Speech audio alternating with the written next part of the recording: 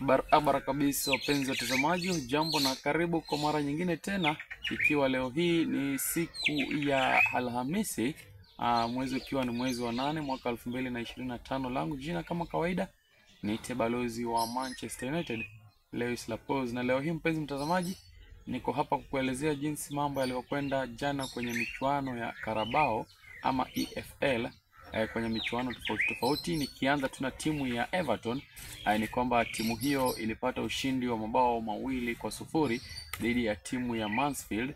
Oxford ilichapa mabao 6-0 na timu ya Brighton, huku wachezaji wa Manchester United walilazimika kuenda muda wa ziada na kuondolewa kwenye kombe hilo kwa mikwajo ya penalti, ambapo Mbeumo aliuza penalti yake ya mwisho na kufanya timu hiyo ya Manchester United kubanduliwa kwenye kombe hilo la Carabao. Leo hii mpenzi mtazamaji, pia kuna mechi mingi ambayo imeratibiwa kusakatwa siku hii ya leo kwenye Europa qualification, Conference qualification na UEFA Champions League pia qualification. Kwingineko pia ni kwamba siku ya Jumapili timu ya Manchester United watakuwa wanacheza dhidi ya timu ya Burnley kwenye English Premier League. Ni hayo tu kwa sasa.